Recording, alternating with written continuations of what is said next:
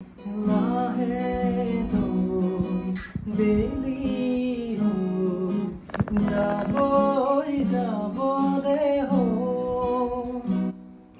এওঁৰ মুকুট ৰায় সংগীতৰ কোনো ধৰণৰ আনুষ্ঠানিক শিক্ষা গ্ৰহণ নকৰাকৈ এটাৰ পিছত আনটো গাই গৈছে জনপ্ৰিয় গীত। শেহতীয়াকৈ মুক্তি পাইছে তেওঁৰ হেঙুলী ৰহন নামৰ এটি বিশেষ গীত আৰু সেইবাবে আই লাভ মানিকপুৰত মুক্তকণ্ঠ তেখেতক আমন্ত্ৰণ কৰিছিলোঁ। আহক মুকুট ৰায়ৰ ভৱিষ্যত পৰিকল্পনা আৰু বহুতো কথা আমি একেলগে পাতোঁ আই লাভ মানিকপুৰৰ মুক্তকণ্ঠ নামৰ অনুষ্ঠানটোত। নমস্কাৰ, মই হেমন্ত মেথি আৰু আই লাভ মানিকপুৰ সমূহ দৰ্শকক স্বাগতম জনাইছোঁ আৰু মুক্তকণ্ঠ এক বিশেষ অনুষ্ঠান, যিটো অনুষ্ঠানৰ জৰিয়তে আমি বিভিন্ন ব্যক্তিক আপোনালোকৰ মাজলৈ পৰিচয় কৰাই দিওঁ। আৰু আজি আমাৰ লগত আছে এজন বিশেষ ব্যক্তি, তেওঁ হৈছে মুকুট ৰায়। আপোনাক স্বাগতম জনাইছোঁ আমাৰ বিশেষ এক অনুষ্ঠান আই লাভ মানিকপুৰ মুক্তকণ্ঠলৈ।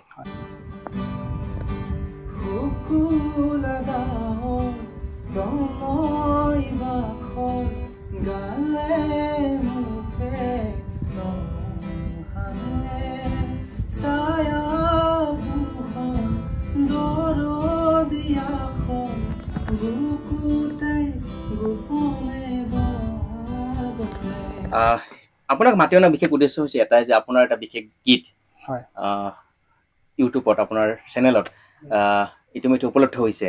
এই বিশেষ গীতটো যেতিয়া আমি শুনিছিলোঁ তেতিয়া খুবেই বেছি ভাল লাগিছিলে। বিশেষকৈ মানিকপুৰৰ বুলি জানি যেতিয়া গম পালোঁ যে আপোনাৰ মানিকপুৰতে ঘৰ, খুবেই বেছি ভাল লাগিলে। আপুনি সেই বিশেষ গীতটো হেঙুলী ৰহন চাগে, তো হেঙুলী ৰহন আমি সেই বিশেষ গীতটো তেওঁৰ বিষয়ে আমি জনাৰ আগতে তেওঁৰ মুখেৰে সেই হেঙুলী ৰহন গীতটিৰে এটা সৰু কলি এওঁৰ পৰা আমি শুনিব চেষ্টা কৰিম। আপুনি অকণমান গুণগুণাই দিব, তাৰপিছত আপোনাৰ লগত কিছুমান কথা পাতিম। ঠিক আছে। দুচকুতে দেখো প্ৰণয়ৰে ছাঁ, তুমি এছাতি ফাগুণৰে বাঁ। দুচকুতে দেখো প্ৰণয়ৰে ছাঁ, তুমি এছাতি ফাগুণৰে বাঁ। দুচকুতে দেখো প্ৰণয়ৰে ছাঁ, তুমি এছাতি ফাগুণৰে বাঁ। ও ফাগুণ যৌৱনা, ও ফাগুণ দুচকুতে দেখো প্ৰণয়ৰে ছাঁ, তুমি এছাতি ফাগুণৰে বাঁ। ও ফাগুণ যৌৱনা, ও ফাগুণ ও ফাগুণ যৌৱনা, ও ফাগুণ। সুন্দৰ। মানে বিশেষকৈ ফাগুণক লৈ পেলাই বিশেষ গীতটো বা ফাগুণক যৌৱনা কোৱা হৈছে, ফাগুণ উন্মনা কোৱা হৈছে আৰু লিৰিকেল টাইপত বিশেষ গীতটো ইউটিউবত উপলব্ধ হৈছে। দৰ্শকৰ জ্ঞাততে আপুনি যদি আপোনাৰ চেনেলটোৰ নামটো কৈ দিয়ে। মোৰ চেনেলটোৰ নাম হৈছে মুকুট মিউজিকেল। মুকুট মিউজিকেল। আৰু আপোনালোকে যদি চাব বিচাৰে চাব পাৰিব। আৰু মুকুট মিউজিকেল খুব ভাল এটা গীত। আৰু বিশেষকৈ যেতিয়া আপোনাৰ সেই বিশেষ গীতটো মই যেতিয়া শুনিছিলোঁ, তেতিয়া মই চেষ্টা কৰিছোঁ গীতটো কোনে গাইছে, কোনে লিখিছে। তাত অনামিকা দাস, তেওঁ চাগে মানিকপুৰৰে। হয়, মানিকপুৰৰ। সম্পৰ্কত আপোনাৰ কিবা হয় নে, কেনেকৈ গীতটো পালে অকণমান কৈ দিব নেকি? আচলতে মানে গানটো মই আগৰ পৰাই গাই থাকোঁ, এনে বা হোৱাটছএপত কেতিয়াবা ষ্টেটাছ লগাওঁ বা মানে আপুনি ক'ব গ'লে বাথৰুমত বাথৰুম ছিংগাৰ বুলি কয়, তেনেকুৱা মানে গান গুণগুণাই থাকে। হয়, তেনেকুৱাই। তো তেনেকে মাহীয়ে দেখা পালে। আপোনাৰ মাহী হয়? হয়, মাহী হয়। তো তেনেকে দেখা পাই আৰু মানে ক'লে মানে গান গাব নেকি বোলে। তো মই ক'লোঁ নিশ্চয় আপুনি যদি লিখে, তো মই তেনেকে মানে মাহীয়ে ক'ব গ'লে আপোনাৰ এটা সপোন পূৰ কৰিলে। কাৰণ আপোনাৰ সংগীতৰ প্ৰতি চৰ্চা আছে। আপুনি কিবা শিকিছেনে সংগীত, ক'ৰবাত গৈছেনে বা এনেই আপোনাৰ আনুষ্ঠানিকভাৱে শিকিছেনে? নাই, তেনেকুৱা শিকা নাই। মানে সৰুৰ পৰাই বিশেষকৈ আমাৰ মামা হয়, সি খুব ভাল তবলা বজায়। নামটো ক'ব নেকি? মানিক চন্দ্ৰ দাস মামা। তো তেখেতৰ পৰাই মানে সৰুৰ পৰা দেখি দেখি তো মিউজিকৰ প্ৰতি মানে কিবা এটা বেলেগ ৰাপ হৈ গৈছে। সঁচাকৈ এওঁৰ যিটো কণ্ঠ, কিছুমান গায়ক আছে আমাৰ শংকুৰাজ কোঁৱৰ আমাৰ তন্ময় শইকীয়া তেনেকুৱা বিভিন্ন ধৰণৰ গায়কৰ বহুতে কৈছে যে তেনেকুৱা এটা সুৰ যেন পাইছে ইয়াৰ কণ্ঠ যেন আছে অকণমান যদি চেষ্টা কৰা যায় বা অকণমান যদি তেওঁক যদি অনুপ্ৰেৰণা দিয়া যায় বা এখন মঞ্চ দিয়া যায় নিশ্চয়কৈ তেওঁ এজন ভাল আচলতে গায়ক হ'ব পাৰিব বুলি আমাৰ বিশ্বাস হয় আৰু সেইবাবে আপোনাক মাতিছোঁ কিন্তু আপোনাৰ কণ্ঠ কিন্তু খুব সুন্দৰ কাৰণ এইকাৰণে কৈছোঁ আপোনাক আপুনি কিন্তু গানৰ আনুষ্ঠানিক শিক্ষা গ্ৰহণ কৰা নাই আপুনি ক'ব গ'লে নিজেই চৰ্চা কৰিছে নিজেই শিকিছে বা নিজেই গাইছে তেনেকুৱা মুহূৰ্তত আপোনাৰ যিটো কণ্ঠ বা আপোনাৰ সেই বিশেষ গীতটো সঁচাকৈ ভাল লাগিছে ব্যক্তিগতভাৱে যদি মই আপোনাক কওঁ সেইবাবে ভাল লাগিছে আৰু বিশেষকৈ অনামিকা দাস তেওঁ আপোনাৰ মাহী হয় আৰু মই জনাত তেওঁ ভাল কবিতা বা কিবা কিবি লিখে আৰু তেনেকে কিবা কিবি লিখে থাকে ভাল তো যি কি নহওক দৰ্শকসকল অনামিকা দাস তেওঁ এতিয়া ক'ত থাকে যোৰহাটত থাকে মানিকপুৰ আছিলে মানিকপুৰৰ হয় যোৰহাটত থাকে আৰু তেওঁ মানে আপোনাক সেই গীতটো লিখি পেলাই যেতিয়া আপোনাক সুধিলে গান গাবা নেকি বুলি তেতিয়া আপুনি ক'লে যে গাম আৰু নিশ্চয় সেই ভাল লাগিছে নিশ্চয় গীতটো ক'ত ৰেকৰ্ডিং কৰা হৈছিলে গুৱাহাটীত ছেভেন চিষ্টাৰ তাতে কৰিছিলে আৰু যেতিয়া ষ্টুডিঅ'ত প্ৰথমবাৰ আপুনি সোমাইছে আপুনি যেতিয়াকে আপোনাৰ যেতিয়া ইণ্টাৰভিউ মাতিছিলে আপুনি নিজেই কৈছিলে আপোনাৰ ঘৰৰ বাইদেউসকলে কৈছিলে যে আপুনি খুব লাজ কৰিয়া কিন্তু আপুনি যেতিয়া গায়ক হ'ব বা আপোনাক যেতিয়া মঞ্চত কোনোবাই বিচাৰিব ভৱিষ্যতে তেতিয়াতো আপুনি খুব মানে এণ্টাৰটেইনমেণ্ট কৰিব লাগিব দৰ্শকক আপুনি জমাব লাগিব তেওঁলোকে এইটো আপুনি ভৱিষ্যত সাজু নে ভাবিছে যে এনেকৈ মই গাই থাকিম বা কিবা পৰিকল্পনা আছে নে অনাগত দিনত বিহু মঞ্চত হওক কিবা হওক হয় আছে পৰিকল্পনা আৰু নেক্সট গানৰ বাবেও পৰিকল্পনা আছে হয় কিবা গীত সাজু কৰিছে হয় এনে লিখা হৈছে কোনে লিখিছে এই গীতটো মাহীয়ে লিখিছে অনামিকা দাস আৰু নিশ্চয় গীত আমি পাম সেইখিনি কথাই আপুনি যেতিয়া ষ্টুডিঅ'ত সোমাইছিলে ছেভেন চিষ্টাৰ্ছ গুৱাহাটী তেতিয়া আপোনাৰ কাৰণ তেতিয়াতো প্ৰফেচনেল ষ্টুডিঅ' এটা আপুনি কেনেকুৱা ফিল হৈছিলে মানে কেনেকুৱা লাগিছিলে মানে অভ্যাসটো নাই তেনেকুৱাটো বহুত ভয় লাগিছিল নাৰ্ভাছ হৈছিল তেতিয়া আপোনাৰ সাহস কোনে দিছিলে সাহস মোৰ ভণ্টিহঁতে ভণ্টি আছে বাইদেউ নহয় ভণ্টি হয় তো ভণ্টিহঁতে খুব সাহস দিয়ে এই যে তুমি গীতৰ আপুনি যি গীতৰ চৰ্চালৈ আহিলে এইটো আচলতে কাৰ পৰা অনুপ্ৰেৰণা পাইছে কোনে মাহী ভণ্টি বা আমাৰ যি ফেমিলি যে আছে আচলতে কাৰ পৰা আপুনি অনুপ্ৰেৰণা পাইছে কোনে উৎসাহ দিছে যে তুমি পাৰিবা বা পাৰিবা এনেকুৱা কোনে উৎসাহ মানে গোটেইখিনি ঘৰৰ সকলোৱে ছাপোৰ্ট কৰিছে আৰু মানে ভাল লাগিছে আৰু এই যিটো মই ক'লো যে বিহু মঞ্চ যেতিয়া আপোনাক বিচাৰিব তেতিয়া আপুনি টোটেলি বেলেগ এজন ব্যক্তি হ'ব লাগিব হয়নে আপুনি কিমান প্ৰিপেয়াৰ মানে পাৰিবনে মানে ধৰক দৰ্শকে এণ্টাৰটেইনমেণ্ট কৰিব কাৰণ আপোনাক মই দেখিছোঁ যে আপুনি খুব শান্ত আৰু খুব হেৰিকে বহি আছে আৰু যিসকলে চাইছে নিশ্চয় গম পাব যে আচলতে খুব লাজকৰীয়া এজন ল'ৰা মোক কৈছিলে যে তেওঁ মেবি নোৱাৰিব ইণ্টাৰভিউ দিবৰ কাৰণে কিন্তু আই লাভ মানিকপুৰৰ কৰ্তব্য হয় এইটো যে আমাৰ চুকে কোণে লুকাই থকা সুপ্ত প্ৰতিভাসমূহক মঞ্চ দিয়া সেইকাৰণে আপোনাক মাতিছোঁ বহুত জোৰ কৰি মাতিছোঁ ক'ব গ'লে আহিব নোখোজে মই মাতিছোঁ তেনেকুৱা হৈছে আপুনি বিহু মঞ্চত বা কেনেকুৱাকে সাজু মানে কাৰণ আপোনাক যদি বিচাৰে সেইটো কৈছোঁ আপুনি নিশ্চয় পাৰিব নিশ্চয় পাৰিব আপুনি বিহু গাই বিহু গীত তেনেকুৱাকে জুবিন গাৰ্গ বা আমাৰ অংগৰাগ পাপন মহন্ত বা যিসকল আছে কাৰ গান বেছি শুনি ভাল পায় আপুনি সকলোৰে গান শুনো তথাপিও জুবিনৰ বিহুটো বেছি ভাল লাগে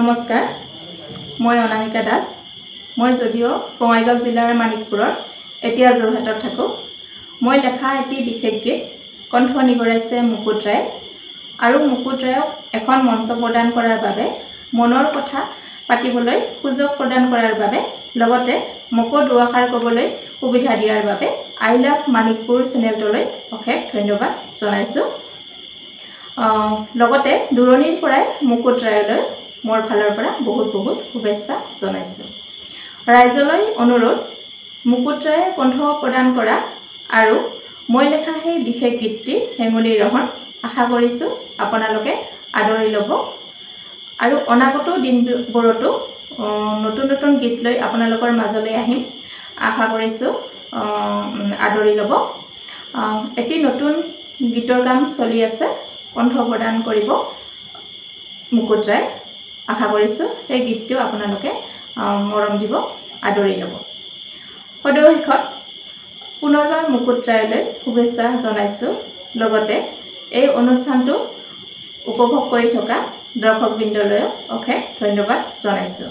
আৰু দৰ্শকসকল তেওঁ আছিলে অনামিকা দাস আৰু তেওঁ গীতটো লিখিছিলে আৰু তেওঁ এটা বাৰ্তা পঠিয়াইছে যিহেতুকে তেওঁ আমাৰ ইয়াত নাই, তেওঁ যোৰহাটত আছে আৰু যি কি নহওক তেওঁ এটা ভিডিঅ' বাৰ্তা পঠাইছিলে আৰু আপুনি শুভেচ্ছা জনাইছে আপোনাৰ মাহীয়ে অৰ্থাৎ তেওঁ যি গীতটো লিখিছিলে। ভৱিষ্যত কি পৰিকল্পনা আছে আপোনাৰ? কেনেকে সংগীতৰ যাত্ৰাত থাকিব নে বেলেগ কিবা কৰিব, কি আছে? নাই এতিয়াতো সংগীতত খোজ পেলাইছে যেতিয়া আৰু সংগীততে থাকিব লাগিব বুলি ভাবিছো, আগলৈকে চেষ্টা কৰি যাম। আৰু দৰ্শকৰ পৰা বা আমাৰ যি গাঁৱৰ লোকসকল আছে আপোনাৰ মানিকপুৰ ভাটিপাৰা নে মানিকপুৰ এই গাঁৱৰ লোকৰ পৰা আমাৰ মানিকপুৰবাসীৰ পৰা কেনেকুৱা সঁহাৰি পাইছে আপুনি?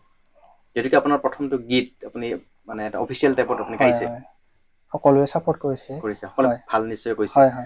আৰু এইবাৰ তাৰমানে আপুনি অলপ কনফিডেন্স পাইছে যে মই অকমান সলনি হ'ম বা মই এইবাৰ বিহু আহিলে বা কিবা আহিলে যদি দৰ্শকে মাতে বা কোনোবাই যদি মঞ্চ আয়োজক সমিতিয়ে মাতে নিশ্চয় আপুনি গীত গাব।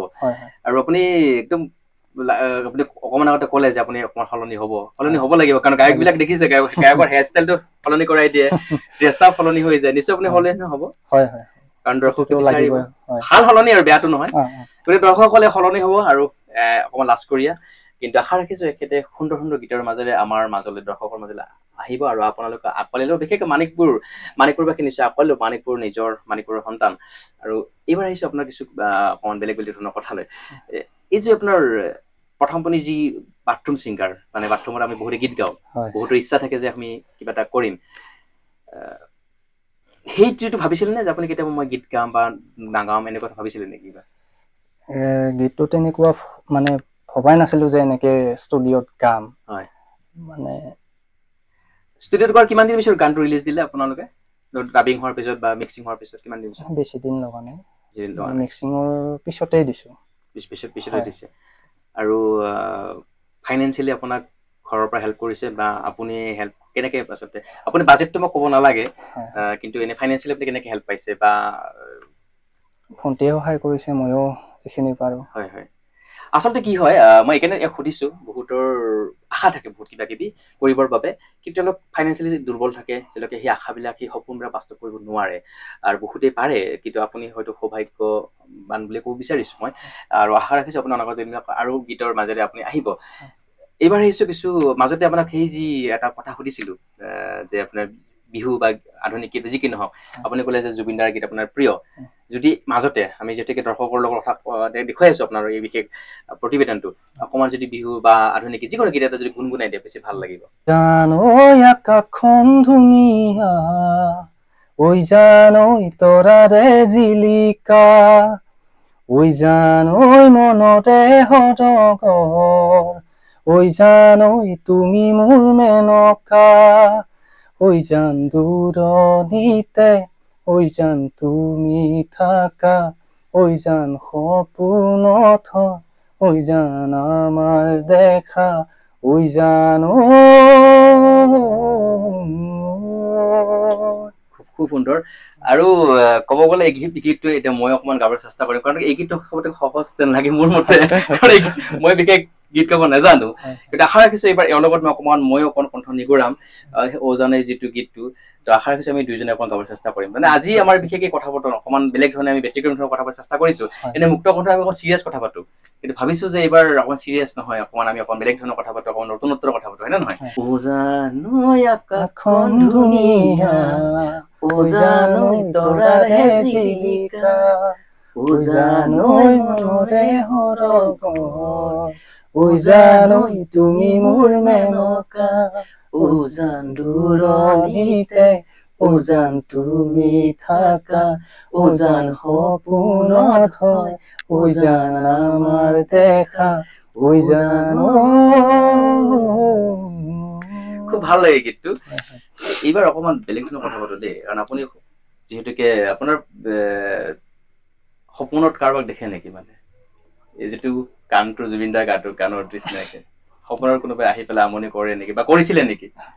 আগতে কৰিছিলে বাৰু, এতিয়া নাই, নকৰে। এতিয়া নকৰে, আগতে কৰিছিলে। আৰু ওজানে তুমি মোৰ মেনকা, এই গীতটো ৰোমান্টিক কিছুমান গীত। আপোনাৰ বিশেষ গীতটো অকমান ৰোমান্টিকে আছে, কিন্তু আপোনাৰ যিটো আছে হেঙুলি ৰহন, তাৰপিছত এছাতি প্ৰণৰ কিবা আছিলে, লিৰিক্স খিনি আপোনাৰ যদি মনত আছে অকমান কৈ দিব নেকি? গাই দিব লাগে, মানে হেৰি কৰিব নালাগে। হেঙুলি ৰহন কি আছিল বাকি দুচকুতে দেখো প্ৰণয়ৰ ৰছা আৰু বাকি তুমি এছাতি ফাগুনৰে বা তুমি এছাতি ফাগুনৰে বা খুব সুন্দৰ লিৰিক্স খিনি আচলতে আজিকালি বহুত এনেকুৱা গীত ওলাইছে বা এনেকুৱা গীতিকাৰ ওলাইছে সুৰকাৰ ওলাইছে বহুত গায়ক ওলাইছে এই যে আমাৰ শেহতীয়াকে খগেন বিতৰ্ক এটা বিশেষ গীত ওলাইছিলে যিটো গীত আচলতে আমি শুনিব নোৱাৰো আমাৰ ঘৰৰ মানুহ শুনিব নোৱাৰো আৰু তেওঁলোকক কিন্তু বহুত আদৰি লয় ভাইৰেল হৈ যায় তেওঁলোক কিন্তু দুদিনীয়া খগেন সেই বিশেষ গীতটো কোনে লিখিছে কি কোনে প্ৰমোচন কৰিছে আপোনাৰ সকলোৱে জানে কিন্তু আপোনাৰ সেই বিশেষ গীতটো কিন্তু সঁচাকৈ খুব সুন্দৰ তাৰ যিটো কথা তাৰ যিটো সুৰ তাৰ যিটো গঠনশৈলী গোটেইখিনি আচলতে আৰু বিশেষকৈ আপুনি কৈছে যে আপুনি কোনো আনুষ্ঠানিক শিক্ষা গ্ৰহণ কৰে তাৰপিছতো কিন্তু আপুনি সুন্দৰকৈ আপুনি কণ্ঠ নিগৰাইছে আশা ৰাখিছো আপুনি অনাগত দিনত আগবাঢ়ি যাব এতিয়া আহিছো আপোনাৰ আৰু বিশেষ আহি আছে সেই বিশেষ গীতটো ক'ত আপুনি পৰিকল্পনা কৰিছে যে আপুনি সেই গীতটো ৰেকৰ্ডিং কৰিব আমাৰ ইয়াতে নে গুৱাহাটীত কৰিম বুলি ভাবিছে গুৱাহাটীতে কৰিব লাগিব গুৱাহাটীতে কৰিব আৰু মানে আপুনি এতিয়া টোটেলি সংগীতৰ যাত্ৰাত যে খোজ পেলাইছে আপুনি আৰু পিছফালে চাব নালাগে আৰু এটা টোটেলি আপোনাৰ ভণ্টি আপোনাৰ মেইন ছাপোৰ্ট কোনে কৰে সেইটো মই সুধিছো মেইন ছাপোৰ্ট ভণ্টিয়ে কৰি আছে ভণ্টিয়ে কৰে ন তো এনেকুৱা এটা ভণ্টি পাইছে যিটো ভণ্টি আপোনাক খুব ছাপোৰ্ট কৰে আৰু আশা ৰাখিছো আপোনালোক তেনেকে ছাপোৰ্ট কৰিব আৰু অনাগত দিনত আপুনি সুন্দৰ গীতৰ মাজেৰে আপুনি আগবাঢ়ি যাব এইবাৰ আহিছো আপুনি নিশ্চয়কৈ আৰু বেলেগ বেলেগ ক্ষেত্ৰত জড়িত ধৰক আমি হবি বুলি যদি কওঁ আপুনি গীত গায় সেইটো আমি গম পালো তাৰ ভিতৰত কিবা কৰে আপুনি আৰ্ট কৰি ভাল পাওঁ আপুনি আৰ্টিষ্ট হয় তাৰ বাহিৰে আপুনি বিহু গীত এটা গালে সুন্দৰকৈ আপুনি আমি যিহেতু অসমীয়া বিহুতে বুলি এষাৰ কথা আছে আপুনি বিহু বা তেনেকে বিহু দলৰ জড়িত হৈ আছিলে বা ঢোল বজাইছিলে নে বা গিটাৰ আপুনি আৰু কি কৰে এনে গিটাৰ বজাই চাগে গিটাৰ বজাও ঢোল বজাই বিহু দলৰ লগত জড়িত আছিলে নামটো কি আছিলে বিহু দলটো প্ৰথম আছিলে 2015 চনত বগৰীগুৰিৰ জীৱন নগৰী বুলি জীৱন নগৰী তাৰপিছত মানিকপুৰৰ গগনা তো এনেকেই আৰু জীৱন নগৰীত আছিলে আৰু গগনা আছিলে যিকি নহওক আমাৰ মানিকপুৰ বিহু দলটো কিবা কাৰণত নাইকিয়া হ'ল বন্ধ কিন্তু আপুনি ঢোল বজাইছিলে এই ঢোল বজাৰ পৰিৱেশত কেনেকুৱা লাগে আচলতে ভাল লাগে বহাগৰ সময় মনটো ভাল লাগি থাকে বহুত খুব ভাল লাগে বহাগত নাচনী নিশ্চয় ভাল লাগে লাগে এই যে ঢোল বজাই আপুনি গৈ থাকে তেতিয়া সেই দিনত ৰাতি এনেকে তেতিয়া কিবা কাৰোবাৰ পৰা প্ৰব্লেম পাইছিল নে পোৱা নাই মানে নাই তেনেকুৱা একো পোৱা নাই প্ৰব্লেম তেতিয়া প্ৰেমিকা নাছিলে গাৰ্লফ্ৰেণ্ড আছিল বাৰু প্ৰব্লেম পোৱা নাছিলে নাই ঠিক আছে আৰু বহুত সেনেকে প্ৰব্লেম পায় মানে বহুত ঢুলীয়া বা নাচনী বিলাকে আকৌ বয়ফ্ৰেণ্ডৰ পৰা প্ৰব্লেম পায় আকৌ ঢুলীয়া বিলাকক নাচনীয়ে প্ৰব্লেম দিয়ে যি কি নহওক আমি মুক্তমনে কিছুমান বেলেগ বেলেগ ধৰণৰ কথা পাতিব চেষ্টা কৰো আৰু যিহেতু আমাৰ সময় বহুতেই কম এতিয়া আহিছো আপোনাৰ বেলেগ বেলেগ ধৰণৰ কথা পাতলে আপুনি ক'লে যে আপুনি গিটাৰ বজায় ঢোল বজায় আপুনি গীত গায় তেনেকুৱাকে আৰু এতিয়া কিছু কিছু ক্ষেত্ৰত এই যিটো গীত আপোনাৰ আহিব আমি আশা কৰিম দুৰ্গা পূজা আগে সেই গীতটো মুক্তি পাব দুৰ্গা পূজা আগে দুৰ্গা পূজা আগত আপুনি চেষ্টা কৰিব নিশ্চয় দুৰ্গা পূজা আগত আহিব হয়তো তেওঁ কেনেকুৱা ধৰণৰ শাৰদীয় গীত হ'ব নে আধুনিক হ'ব নে কেনেকুৱা বিহুৰীয়া হ'ব কেনেকুৱা হ'ব আধুনিক হ'ব আপুনি কেনেকুৱা গীত গাই ভাল পায় মানে ধৰক আধুনিক অকমান ধৰণৰ বা আধুনিক ৰোমান্টিক গীত গাই ভাল পায় কিন্তু আপুনি ৰোমান্টিক যে নালাগে আপোনাৰ আশা ৰাখিছো আপুনি অকমান ৰোমান্টিক হৈ পৰিব আৰু বিহু মঞ্চত আপোনাক সুন্দৰকৈ দেখিবলৈ পাম এই বিশেষ গীতটো ভিডিঅ' আকাৰত পাম নেকি মই শেষত সুধিছো আপোনাক ভিডিঅ' আকাৰত অডিঅ' আকাৰত ইতিমধ্যে লিৰিকেল টাইপত আপোনালোকে ৰিলিজ দিলে ভিডিঅ' আকাৰত পোৱাৰ সম্ভাৱনা আছে নেকি হয় ভাবিছো পিছলৈকে ভাবিছে আমি শুভেচ্ছা জ্ঞাপন কৰিছো আশা ৰাখিছো ভিডিঅ' আকাৰত আপোনালোকে শীঘ্ৰে এইটো মুক্তি দিব শেষত আমি শেষলৈ আহিছো আপুনি কিবা ক'ব বা কাৰোবাক ধন্যবাদ কৃতজ্ঞতা জনাব বিচাৰিব নেকি হয় অনামিকা দাস যিয়ে মাহী হয় লিখিছে গানটো তেওঁ মই অশেষ ধন্যবাদ জনাইছো লগতে যোনে মিউজিক কৰিছে কম্প'জ কৰিছে পল মহন্ত আৰু তাৰ লগত আছিলে কৈলাশ বড়ো বুলি সিও বহুত সহায় কৰিছে তো তেওঁলোককো মই অশেষ ধন্যবাদ জনাইছো মানে ষ্টুডিঅ'ৰ লগত থকা সেভেন চিষ্টাৰ আছিলে নেকি তেওঁলোকৰ লগত জড়িত প্ৰত্যেককে আপোনালোকে সেই ধন্যবাদৰ কৃতজ্ঞতা জনাইছে আৰু বেলেগ কাৰোবাক ক'ব আপোনাৰ ভণ্টি বা লগতে মানিকপুৰবাসী ৰাইজ সহায় কৰিছে আদৰি লৈছে ভণ্টিকো ধন্যবাদ জনাইছো লগতে মোৰ পৰিয়ালবৰ্গক বহুত বহুত ধন্যবাদ জনাইছো আৰু আশা ৰাখিছো এনেকে মৰম দিব বুলি আগলৈকে নিশ্চয়কৈ মৰমৰ আশীৰ্বাদ নিশ্চয় এখেতক আপোনালোকে দিব আৰু এই প্ৰথমতে কৈছো যে খুব লাজকৰীয়া খুব নাৰ্ভাছ হৈ গৈছে যি কি নহওক আশা ৰাখিছো আপোনাৰ এই যাত্ৰা সদায় সফলময় হ'ব আগবাঢ়ি যাব পাৰিব আপোনাৰ পৰা আৰু গীত আমি আশা কৰিছো আৰু ৰাইজে মৰম আশীৰ্বাদ কৰিব বুলি আমি বিশ্বাসী আৰু ধন্যবাদ জ্ঞাপন কৰিছোঁ আহিলা পানী সমূহ দৰ্শকক আপোনালোকে এই বিশেষ অনুষ্ঠানটো শেষলৈকে চোৱাৰ বাবে লগতে আপুনিও আমাৰ এই বিশেষ ষ্টুডিঅ আহি আপুনি সময়খিনি দিয়াৰ বাবে আপোনাক ধন্যবাদ জ্ঞাপন কৰিছোঁ আপোনাৰ উজ্জ্বল হৈ কামনা কৰিছোঁ ধন্যবাদ